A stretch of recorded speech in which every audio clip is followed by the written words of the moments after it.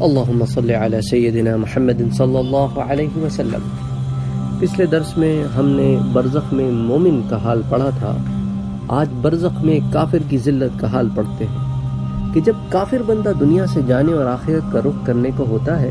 تو سیاہ چہرے والے فرشتے آسمان سے اس کے پاس آتے ہیں جن کے ساتھ ٹاٹ ہوتے ہیں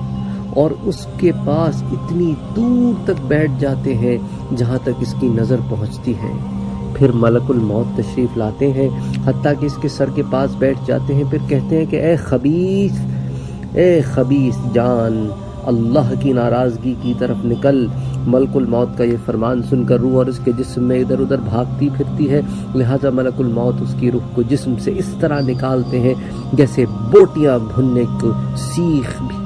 جیسے سیخ پہ بوٹیاں لگا کے اس کو آپ کرتے ہیں نا، جیسا سیخ پروتے ہیں، اس طرح اس کی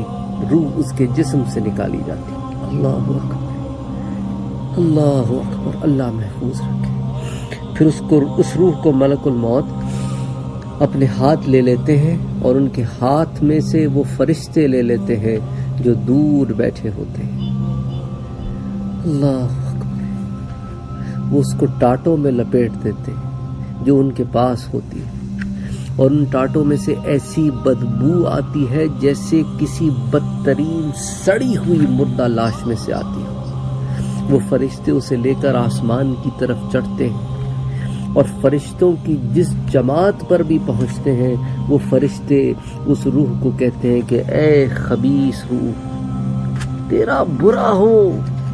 کہ تو کیا کر کے لوٹی ہے، اے فلاں شخص کے بیٹے یا اے فلاں شخص کی بیٹی،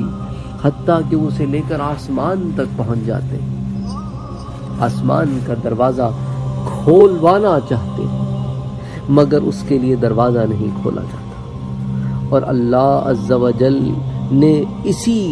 کیفیت کو قرآن کریم سورہ اعراف میں بیان فرمایا ہے کہ لا تفتح لهم ابواب السماء ولا يدخلون الجنة حتى يلج الجمل في سم الخياط۔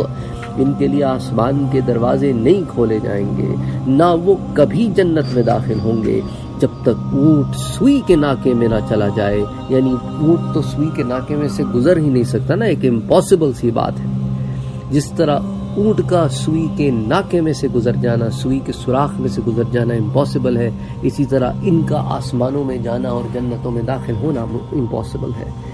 پھر اللہ تعالیٰ فرماتے ہیں کہ اس شخص کو کتاب سجین میں لکھ دو جو سب سے نیچی زمین میں ہے، چنانچہ اس کی روح وہیں سے پھینک دی جاتی ہے۔ پھر حضور نے یہ آیت تلاوت فرمائی وَمَن يُشْرِكْ بِاللَّهِ فَكَأَنَّمَا خَرَّ مِنَ السَّمَاءِ فَتَخَطَّفُهُ الطَّيْرُ أَوْ تَهْوِي بِهِ الرِّيحُ فِي مَكَانٍ سَحِيقٍ۔ اور جو شخص اللہ کے ساتھ شرک کرتا ہے گویا وہ آسمان سے گر پڑا، پھر پرندوں نے اس کی بوٹیاں نوچ لیں یا اس کو ہوا نے دور دراز جگہ میں لے جا کر پھینک دیا۔ پھر اس کی روح اور اس کے جسم میں لوٹا دی جاتی ہے،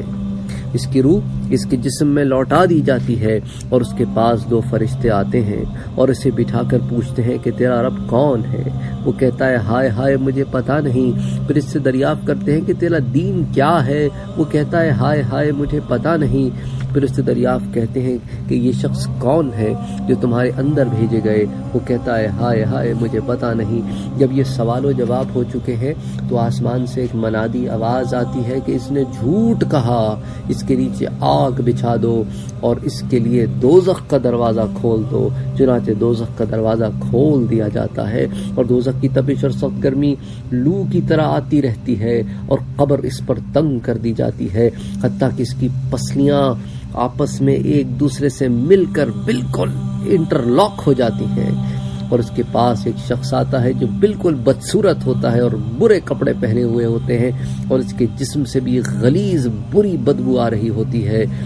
وہ شخص اس سے کہتا ہے کہ مصیبت کی خبر سن لے، یہ وہ دن ہے جس کا تجھ سے وعدہ کیا جاتا تھا۔ وہ کہتا تھا تو کون ہے؟ واقعی تیری صورت اسی لائق ہے کہ تو بری خبر سنائے۔ وہ کہتا ہے میں تیرا برا عمل ہوں۔ یہ سن کر وہ اس ڈر سے کہ میں قیامت میں یہاں سے زیادہ عذاب میں گرفتار ہوں گا یوں کہتا ہے کہ اے رب قیامت قائم نہ کر۔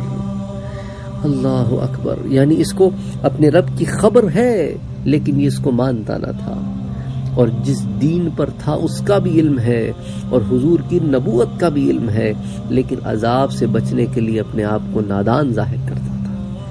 اس حدیث کو مشکات میں روایت کیا گیا ہے، اور ایک روایت میں ہے کہ جب مومن کی روح نکلتی ہے تو آسمان و زمین کے درمیان کا ہر فرشتہ اور وہ سب فرشتے جو آسمان میں ہیں سب کے سب اس پر رحمت بھیجتے ہیں، اور اس کے لیے آسمان کے دروازے کھول دیے جاتے ہیں، اور ہر دروازے والے فرشتے اللہ سے دعا کرتے ہیں کہ اس کی روح کو ہماری طرف سے لے کر چڑھایا جائے، اور کافر کے بارے میں فرمایا کہ اس کی جان رگوں سمیت نکالی جاتی ہے، اور آسمان و زمین کے درمیان کا ہر فرشتہ اور وہ سب فرشتے جو آسمان میں ہیں سب کے سب اس پہ لعنت بھیجتے ہیں، اور اس کے لیے آسمان کے دروازے بند کر دیے جاتے ہیں،